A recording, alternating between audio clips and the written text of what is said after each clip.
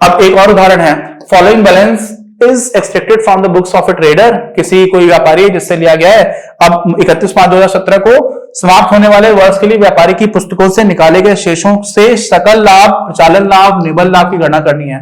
वही अलग अलग प्रॉफिट्स निकालने, क्या क्या निकालने हैं? सकल लाभ, ग्रॉस प्रॉफिट, ठीक है। फिर क्या निकालना है? प्रचालन लाभ, और फिर क्या निकालना है? निवल लाभ, यानी कि नेट प्रॉफिट। ठीक, देखते हैं, बहुत आसान है। 75,250 रुपए का आपने सामान बेच दिया, विक्रय किया, ठीक। अब इसी में देखो सेल्स रिटर्न लिखा हुआ है, विक्रय वापसी।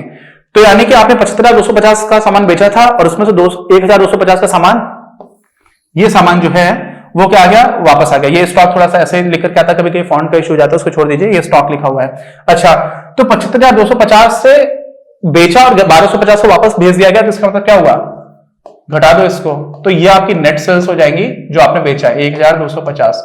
ये आपने जब घटा दिया तो आपको मिल रहा है 74,000। तो 74,000 रुपए की वास्तव में आपकी क्या हो गई? सेल्स हो गई, ठीक है। अभी आपको कैलकुलेशन करके बता रहा हूं, नहीं तो हम लोग इसको फॉर्मेट बनाएंगे तो सारी चीजें एक साथ दिख जाएंगी। अभी आप समझ लीजिए कि क्या क्या हो रहा है। दूसरा क्या है? परचेजेस। ये तो आपका सीधे सीधे डायरेक्ट एक्सपेंस हो रहा होता है। तो आपने 32,250 का सामान खरीदा, लेकिन आपने भी कुछ वापस किया, क्या आपने वापस कर दिया? क्रय वापसी कितने की कर दी? 250 की। तो 32,250 से 250 घटाओगे तो आपका जो नेट क्रय आ जाएगा वो आ जाएगा 32,000 रुपए का। अच्छा, अब क्या हुआ? इसी में ओपनिंग स्टॉक भी आपके पास पहले से पड़ा हुआ था, कितने का था? 7600 का। तो ये भी हमारी क्या हो जाती है?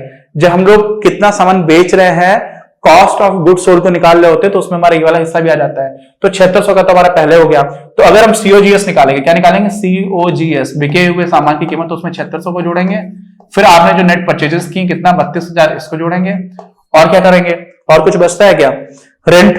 रेंट आपका कॉस्ट ऑफ गुड्स सोल्ड नहीं है, ऑपरेटिंग एक्सपेंस है, लेकिन डायरेक्ट एक्सपेंस नहीं है, ठीक। अच्छा, स्टेशनरी एंड प्रिंटिंग, ये भी आपको ऑपरेशन से संबंधित है लेकिन डायरेक्ट नहीं है।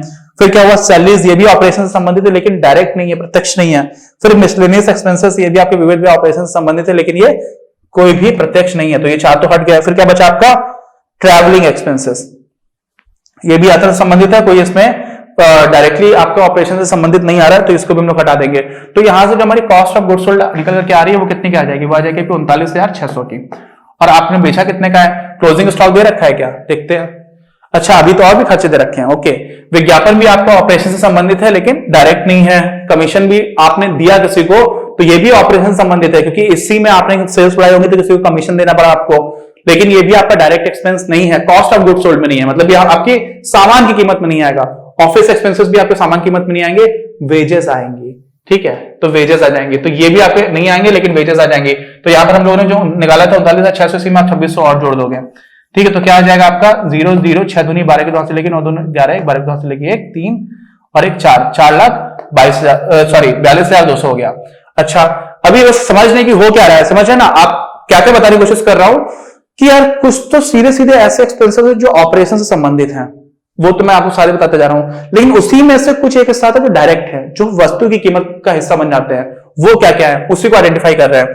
फिर profit on sale of investment, यानी कि आपने कोई निवेश किया हुआ था, उस पर आपको प्रॉफिट मिला, ये आपका मेन बिजनेस तो है नहीं, तो ये क्या हो गया? ये आपका पहला ऐसा प्रॉफिट मिला है जो नॉन ऑपरेटिंग प्रॉफिट है, ये आपका प्रचालन से संबंधित नहीं है, ठीक। ऐसे डिप्रिसिएशन, ये तो आपका ऑपरेशनल है, ठीक है, लेकिन ये डायरेक्ट नहीं है।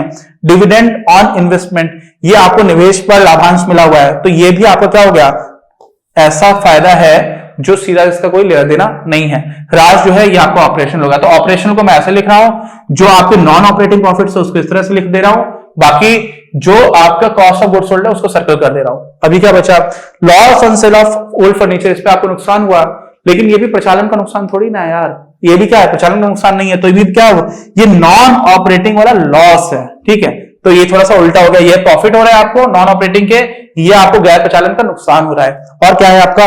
पुराने फर्नीचर की बिक्री पर हानि हो चुकी है। क्लोजिंग स्टॉक, अच्छा क्लोजिंग स्टॉक जो है वो हमारे नेट निकालने में फायदा करेगा, तो 8,000 का हो गया। तो यहां पर क्या हुआ? ये आपने जो 42,200 का किया था, इसी में से आप 8,000 को घटा दोगे, क्यों? क्योंकि आपके पास अंतिम स्टॉक बच गया है, तो वो कितना हो जाएगा आपका? 34,200।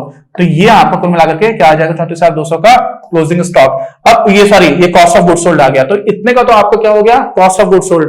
और 74,000 की आपने सेल्स की हुई थी। तो उस दृष्टिकोण से आप देखोगे तो आप 74,000 से जब घटा दोगे 34,200 को, तो आपको मिलना चाहिए क्या, ये आपका आ जाएगा 39,800। ये आपका आ जाना चाहिए ग्रॉस प्रॉफिट सकल लाभ, ऐसा आना चाहिए।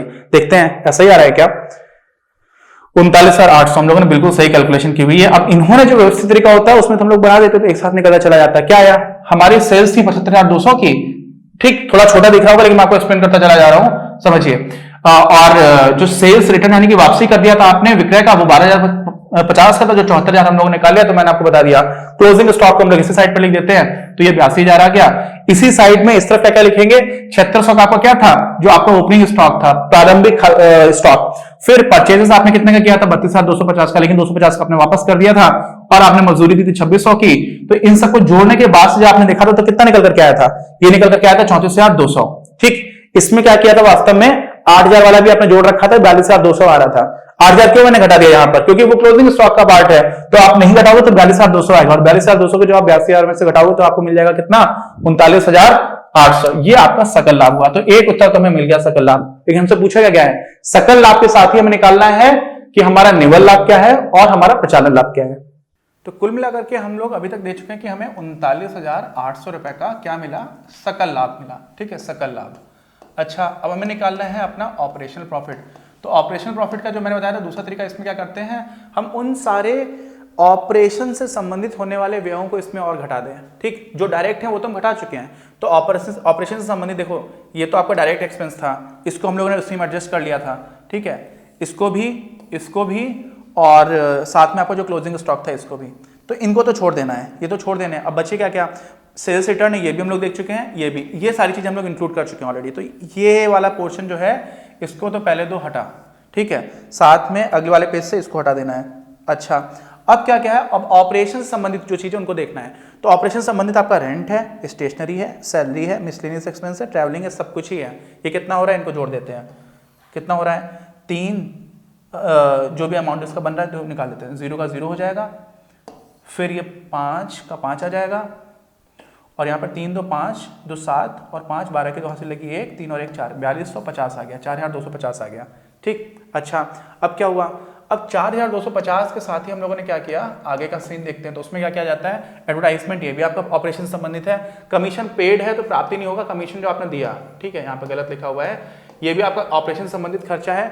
ऑफिस एक्सपेंसेस, ये भी जो ऑपरेशन से उनसे संबंधित, प्रचालन संबंधित है। वेजेस तो आप पहले ही काउंट कर चुके हो क्योंकि हम लोगों ने इसको डायरेक्ट मान लिया था, तो ये भी हमें छोड़ना रहेगा, इसको भी हम लोग छोड़ चुके हैं। 2600 ये हम लोगों ने अपना जो प्रत्यक्ष एक्सपेंस होता है ना, प्रत्यक्ष उसमें मान चुके हैं। तो हमारे कितना हुआ, 1800, 150 और 1600 हो गया। फिर profit on sale of investment, ये एक ऐसी गतिविधि है जिसका आपसे ऑपरेशन से लेना देना नहीं है, इसलिए इसको हम लोग अभी निवल लाभ के लिए इंक्लूड करेंगे, यहां पर इंक्लूड नहीं करेंगे। ऐसे ही डिप्रिसिएशन, ये आपका प्रॉफिट संबंधित है, इसलिए इसको भी इंक्लूड करेंगे। तो यहाँ पर क्या क्या आ जाएगा, ये आपको कितना आया था, 4250 पहले से आया था, यहाँ पर आपको इसको जोड़ना है, इसको जोड़ना है, इसको जोड़ना है, और इसको नहीं जोड़ना है, इसको जोड़ना है। और क्या जोड़ना है, डिविडेंड ऑन इन्वेस्टमेंट, ये भी ऑपरेशन से संबंधित नहीं है, आपको लाभांश मिला, आपने कहीं पर निवेश किया हुआ है, वो आपका ऑपरेशन नहीं है, बिजनेस नहीं है वो, तो इसको भी हम लोग क्या करेंगे, इंक्लूड नहीं करेंगे अभी के लिए। अच्छा, फिर क्या हुआ, 300 loss on sale of furniture, ये आपको नुकसान हुआ, लेकिन ये भी ऑपरेशन से लेना देना नहीं है, तो इसको भी इंक्लूड नहीं करेंगे। ठीक, तो और नीचे वाली चीज तो हम पहले से देख ही चुके हैं। तो यहाँ पे हमें कुल मिलाकर के क्या करना है, क्या क्या हुआ, ये 800 जोड़ना है, 1600 जोड़ना है, तो 1600, 800, 2400, 2400 में आप 1600 और जोड़ोगे तो मिल जाएगा 3000, लेकिन 1800 जोड़ना है तो हो जाएगा 4200, और सॉरी 4000 हो जाएगा, 4200, और इसमें 150 और जोड़ दोगे तो आपको हो जाएगा कितना, 4350। इन दोनों को आप जोड़ते तो कितना हो जाएगा, 0 0 3 5 1 6 86, 8600। और पहले अपने को कितना आ रहा था, 39,800, ये आपका सकल लाभ हो रहा था। 39,800 में से जब आप 8600 को घटा दोगे तो कितना बन रहा है, देखते हैं, ये हो जाएगा 0 0 2 1 31,200। तो 31,200 आपका आना चाहिए क्या, जो आपका ऑपरेशन से प्रॉफिट हो रहा है, सिर्फ और सिर्फ ऑपरेशन को देखते हुए, तो वो 31,200 आ रहा है, बिल्कुल आ रहा है। अभी ये कैसे आया ये भी आपको दिखा दूंगा, वही सारी चीजें हैं, उन्हीं सारी चीजों का तरीके से किया हुआ है। लेकिन अब इसमें क्या करेंगे, हमें अब निकालना है नेट। तो नेट निकालने के लिए क्या करेंगे, नेट में आप देखो क्या क्या छोड़ा हुआ है हम लोगों ने। यहाँ पे तो हम लोगों ने कुछ भी ऐसा नहीं छोड़ा हुआ था, ये तो अपना डायरेक्ट कॉस्ट में, कॉस्ट ऑफ गुड्स सोल्ड यानी कि बिके हुए सामान की लागत में आ गया था। बाकी इसमें से कोई एक भी चीज ऐसी नहीं थी, इसको छोड़ना पड़ा। यहाँ पे हम लोगों ने इसको काटा और इसको क्रॉस किया है। तो ये तो आपको लाभ है, ये भी लाभ अंश है, लाभ भी है, और ये आपका नुकसान है। तो आप क्या करोगे, नेट निकालने के लिए इन दोनों को जोड़ दोगे और इसको घटा दोगे इसमें से। तो 31,200 में आप 500 और 2500 को जोड़ोगे तो कितना हो जाएगा, 3000 जोड़ दिया तो आपको मिल जाएगा 34,200। भाई 31,000 में 3000 जोड़ोगे तो 34,000 हो जाएगा और 200 तो है ही। अब इसी में 300 आप कम कर दो, तो जब 300 कम करोगे तो आपको क्या मिल जाएगा, 33,900। ये आपका आ जाना चाहिए नेट प्रॉफिट। तो ये आपका हो गया क्या, ऑपरेटिंग और ये नेट। अब नेट 33,900 आ रहा है या नहीं आ रहा है, तो नेट प्रॉफिट जो आ रहा है वो ये दे रखा है 33,900 हो गया।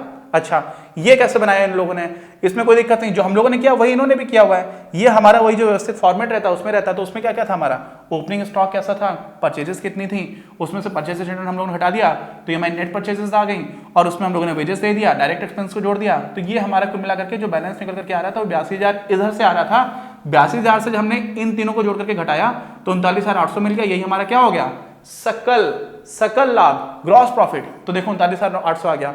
अब उसके बाद से यहां पर एक भी ऐसी चीज नहीं है जो आपको नॉन ऑपरेशनल प्रॉफिट हो रहा है उसको तुम लोगों ने यहां पर लिखा हुआ है। यहां पर क्या है, वही जो आपको ग्रॉस प्रॉफिट आया है, इससे आपने सारे ऑपरेटिंग एक्सपेंसेस घटा दिए यहां से लेकर के यहां तक, और उससे आपको क्या मिल गया, 31,200 का ये जो है वो आपको मिल गया ऑपरेशनल प्रॉफिट। क्या मिल गया आपको, ऑपरेशनल मतलब ऑपरेटिंग प्रॉफिट जिसको हम लोग बोलते हैं प्रचालन लाभ। और ये जो अंत में आपको मिला है, यहां पर क्या किया है आपने, वही 500 और 2,500 को जोड़ दिया इसमें और 300 को घटा दिया तो आपको 33,900 मिल गया। ठीक है, तो ये भी आप देख सकते हो अपनी किताब में भी है सीधा सीधा।